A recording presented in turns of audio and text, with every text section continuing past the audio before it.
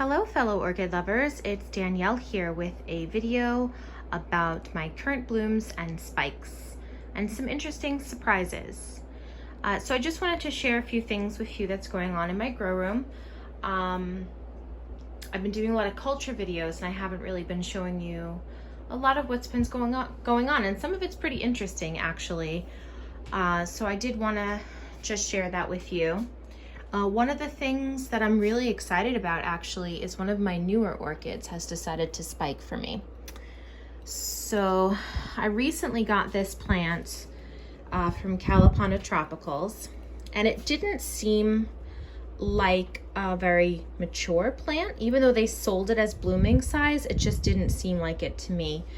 I was really excited about the plant though, because I've never seen an intergeneric with a pseudobulb surrounded by such fleshy leaves, and I thought it was just an adorable plant, so I'm super excited about that. But if you look down here, it's decided to put out a new growth, and then at the same time it's decided to spike for me, and that happened at least a week after I got the plant.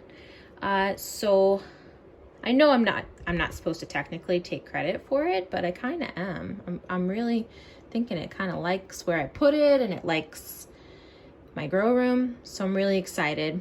That's the Popcorn Highland.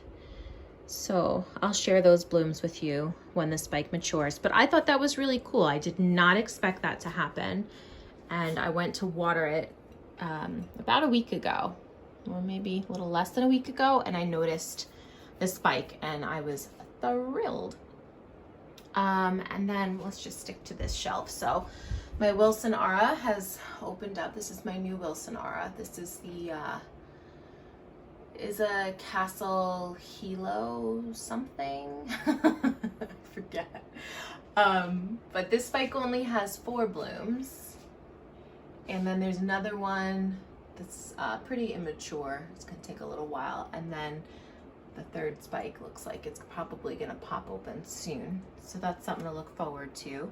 My Tropic Lily Hilo Spaceship, the spike on that is progressing pretty well. And I just noticed actually that orchid has gone on sale at Calipana Tropical. So I'm so tempted to just buy another one because my first one died on me.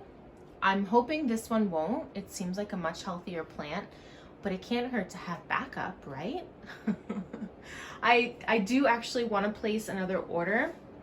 I have 3 wish lists going, and I'm not sure which one to buy.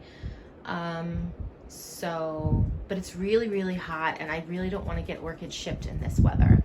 So you'll notice something a little odd about my Shelob Tolkien. So do you see a difference in those blooms? So these blooms are off of a pseudobulb that grew in the winter and then didn't bloom. And see that pseudobulb back there? It grew off of that pseudobulb. Well, this spring, that pseudobulb decided to put out another new growth, and these flowers are off of that new growth. So both pseudobulbs from that pseudobulb put off spikes, but the color difference is amazing. Like, the size and the color is so drastically different, and it's the same plant, I promise you. You see that? Same plant. Never had this happen. If you guys have a Shelob Tolkien or another orchid that has done this for you, definitely comment, because I have never seen this before. The same plant put off 2 different types of spikes. So, I mean, obviously I love the saturation and color of this spike better. This is still adorable and cute and whatever, but yeah, definitely like this one better. My Twinkle is in full bloom, so that's really good. She's doing great. She has another spike coming, so I'll share that with you when that happens. My Phalaenopsis with the favorite blooms is still going strong. My Elegant Karen Aloha is about to do things. We'll see what happens there. The orange phal that I've had for a really long time, she just keeps blooming. She has never stopped. You know, it's only a couple blooms at a time, but hey, I'll take it. And those, it's really hard to show you on the video, but the petals are orange, but they have like this hot pink flush along the edge. It's just stunning, stunning. This one is named after my niece, Caitlin, and that is blooming. This one's still going strong. I've shown you this one a couple times, I think. I have a spike coming on one of my rescue phals, one of the ones that almost died, and she turned a corner and now she's blooming, so I'm excited to see which one she is. I have one of the mini phals that I purchased out of bloom, has a spike, so I don't know what that's going to look like, so I'm excited to share that with you.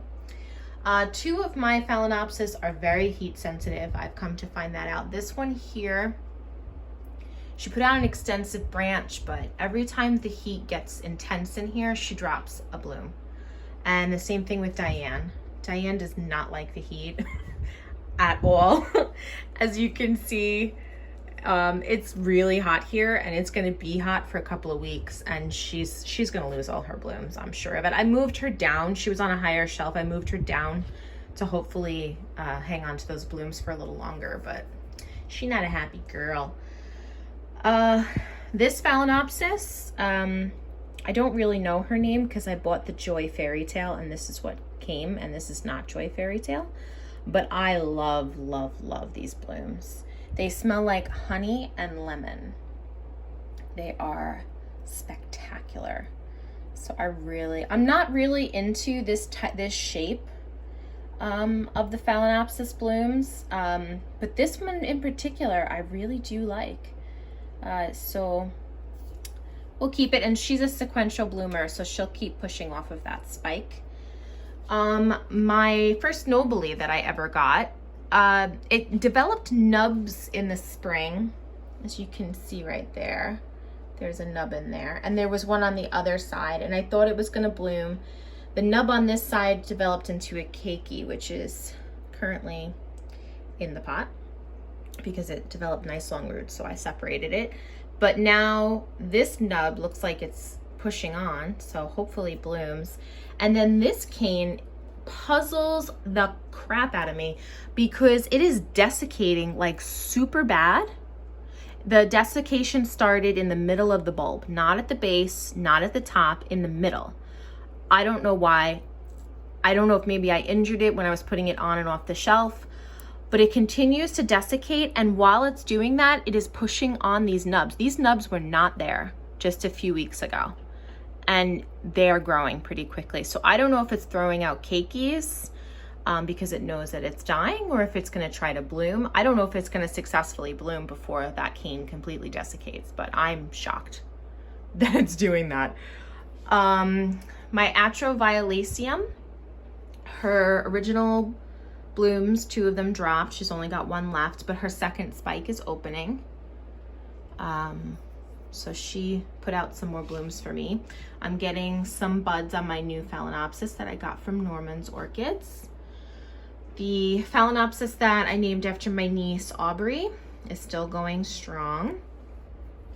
My Nora Takanaga is opening her new spike. So she had a first flush that lasted for like 4 months, and now those are starting to drop, and she's getting her new blooms to open.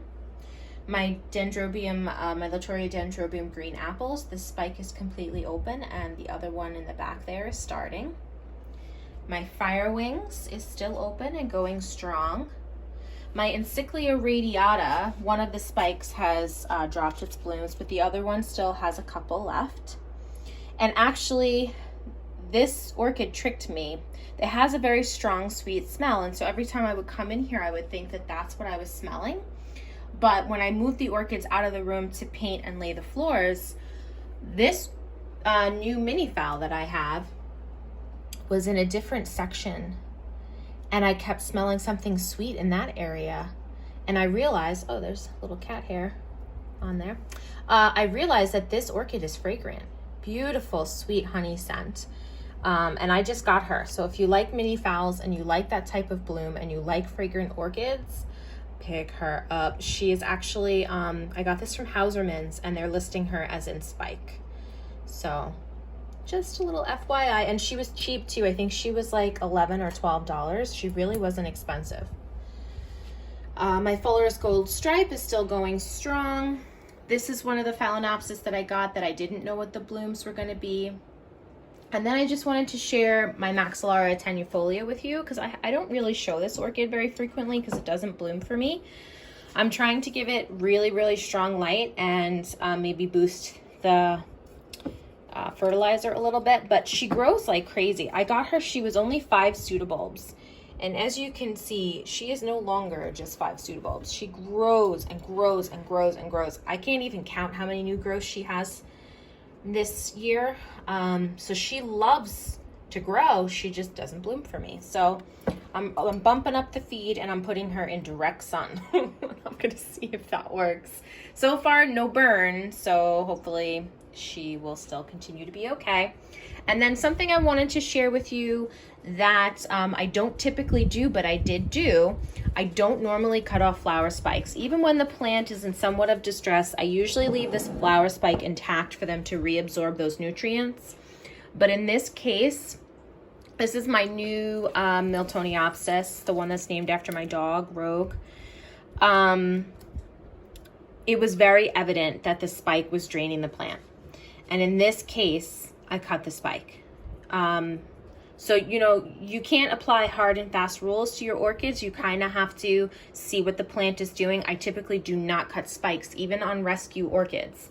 I leave them intact and I let the orchid reabsorb the spike because there's a lot of nutrients in it. And I know that a lot of people don't agree with that, and I don't care. That's the way I choose to grow. You can grow the way you want to grow. I've rescued a lot of plants and that's what I choose to do. But in this circumstance, the pseudobulb was starting to get wrinkled. Some of the bracts were yellowing. The blooms weren't really opening very well. And so I decided to save the plant because in this instance, I do believe that the spike was draining it. I'm going to cut the spike off. So I did. And so we're going to see if we can keep her happy. I think one of the main issues that we have with Miltoniopsis when we get them is the nursery sells us a mature bulb that has no backup and is in bloom. So this is a single bulb with a teeny tiny pseudobulb there with a full bloom spike. How the heck is that orchid supposed to maintain that with only that as backup? It's ridiculous. So in my mind, I think the nurseries kind of set us up for failure with these plants. Now, it's a different story if they sell you a plant that has several mature pseudobulbs but in my experience, typically this is what you get from orchid nurseries when you get a Miltoniopsis. You get a very poor backup and a mature pseudobulb that's just shooting out a huge spike. And that basically is putting the orchid in panic mode. And so you enjoy the blooms and then the plant dies. So I'm trying to avoid that by cutting the spike off preemptively, which flies in the face of what I usually do. So I wanted to share it with you because I want you to know you have to be flexible in the way that you grow. You have to see what's going on with your plants. And I'm sorry if you're hearing the fan. It's probably sounds like a gale force in here, but I have to keep it cool for these plants because it's like almost 90 degrees outside. So anyways, like I was saying, you have to be flexible with your plants if you want to keep them happy. You can't just say, oh, well, this is what I do, and tough darts if you don't like it. No, well, then you'll lose your plant. So anyways, I just wanted to share what's going on in my grow room because I haven't really been updating you guys because I've been really focusing on the culture videos. I think I owe you one more. I think I owe you one on Vandaceous types, although I recently did like an update on Vandaceous types that kind of included how I grow Vandaceous types in water. I will try to get that one together for you guys. So again, if you've seen this on a Shelob Tolkien or another type, please let me know because it's just wild in my mind. And I hope you guys all have a very safe weekend, and I will talk to you all next time.